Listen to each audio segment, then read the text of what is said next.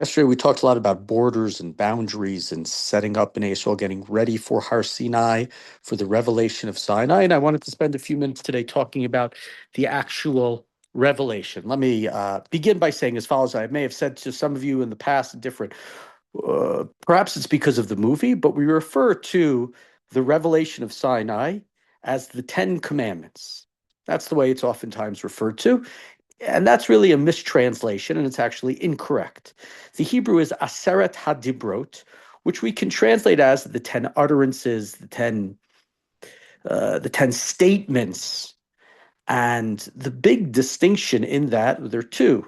Number one, which is technical and less important, is that there are more than 10 mitzvot in the Aseret Hadibrot. It's not 10 commandments, there are more. If we would read through it, 13 or 14, depending upon what you read, as perhaps being a mitzvah, but it's more than 10 mitzvot.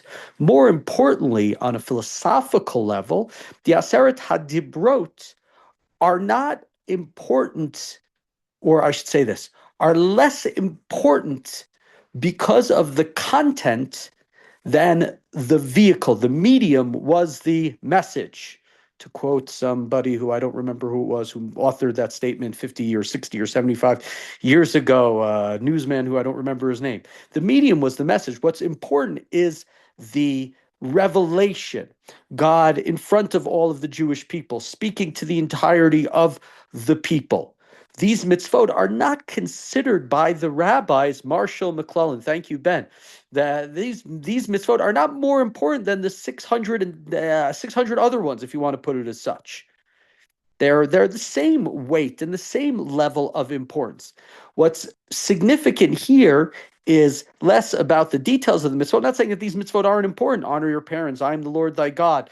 Right? Don't covet, etc., etc. These are obviously very important, but I can't tell you which mitzvot are more important than the others. It's part of a larger debate in other areas, which goes beyond. But what's important here is the experience of Sinai is really what's significant, and that's why it's Aseret Hadibrot, the 10 utterances, because the most important part of it is the way that God spoke to the Jewish people. So all due respect to, was it DeMille or whomever it was that made the 10 Commandments, we've all seen it. I don't know if it's on ABC or CBS or whatever channel it is around Pesach time, and we see Charlton Heston and Yul Brenner, etc., but it's not the 10 Commandments. The Aseret Hadibrot, it's the 10 utterances, it's the 10 statements, and what's most important here is the experience more than the particular mitzvot. But let's talk a little bit differently about some other things in addition to that make it unique. So when we talk about Jewish law, we have to talk about Jewish law and mitzvot and the Torah through the context and the prism of the time in which it was given. We've spoken in the past different ways of understanding the Torah. We talked earlier this week, let's say, about Midrashim that place Yitro in Egypt, and those are Midrashim. That's the level of drash, but there's a level of pshat, which is a more literal understanding of the Torah, and perhaps a more a which is more of understanding the words and understanding the words even within a context. And that's what we talked about a couple of weeks ago about, right, this poem of Ramses and how do we understand maybe the Shirat Hayam, the Song of the Sea, better.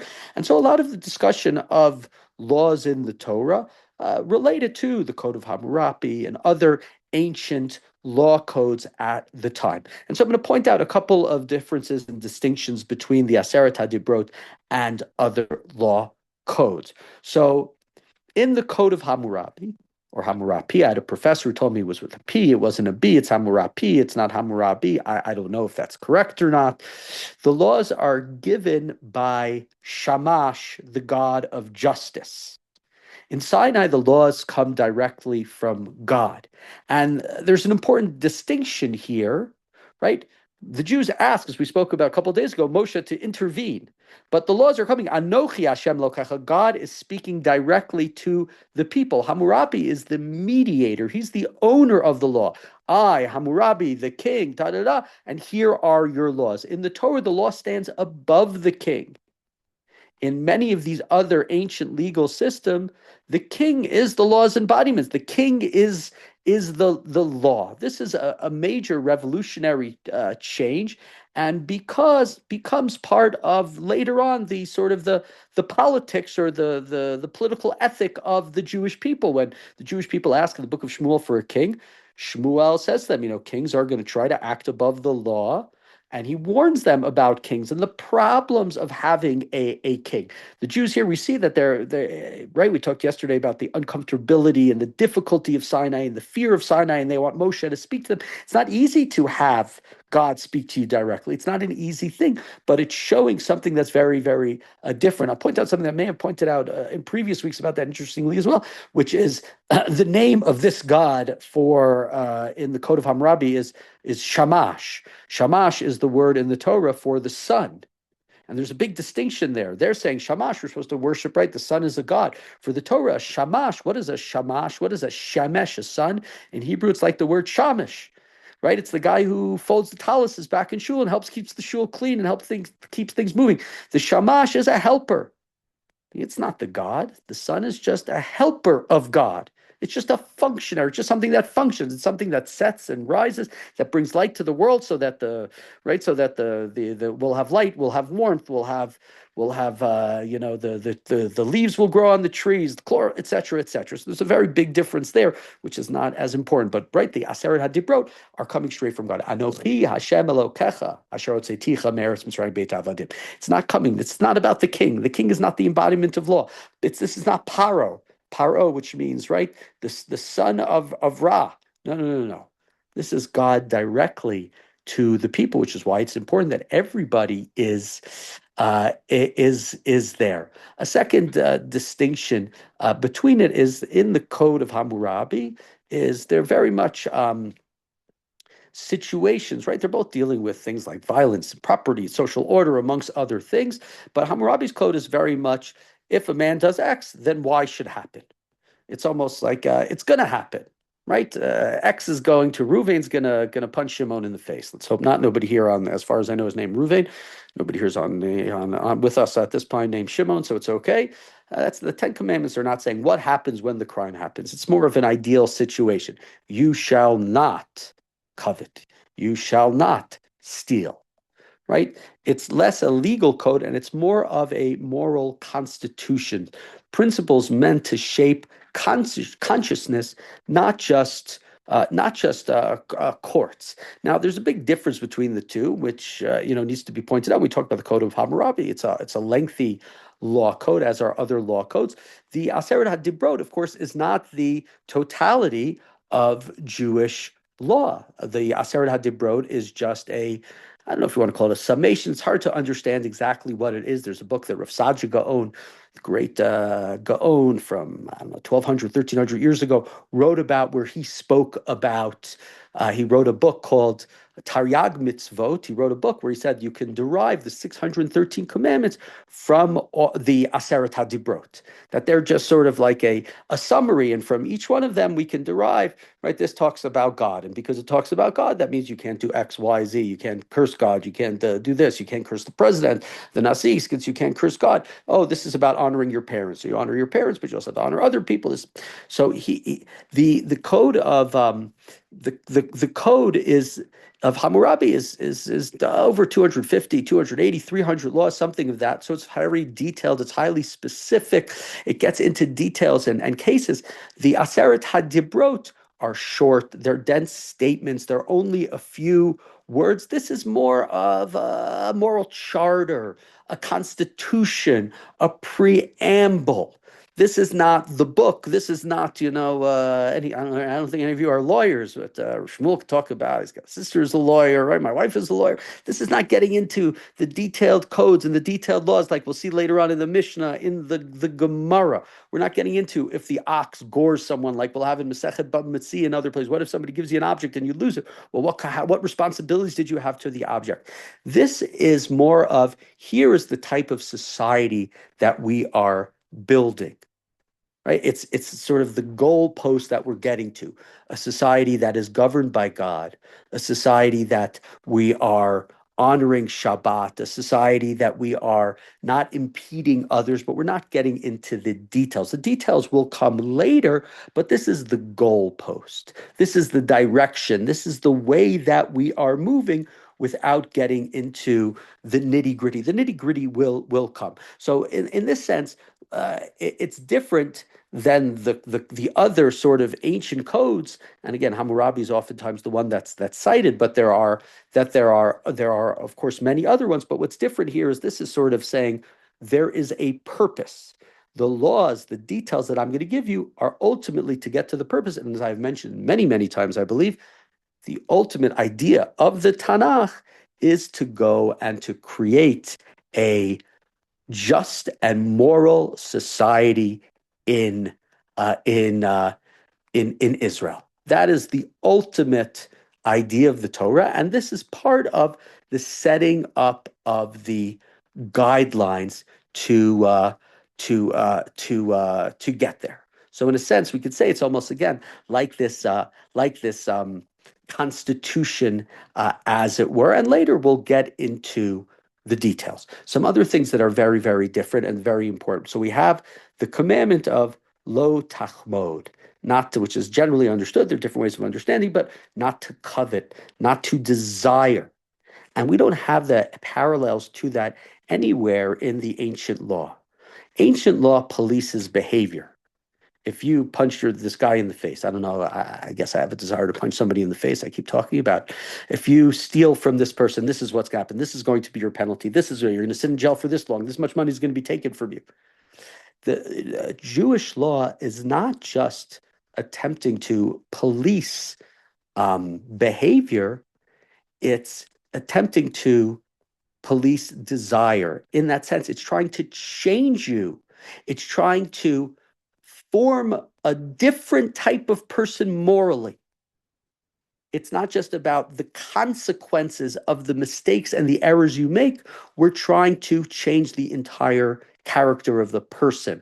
What's described in a sense by the Rambam is a tikkun hanefesh. We're trying to change you as a person, right? It's not enough if you are jealous and you covet and you want this and you want that. Eventually it breaks down and you might do it. So what we're going to try to do is we're going to try to change you completely.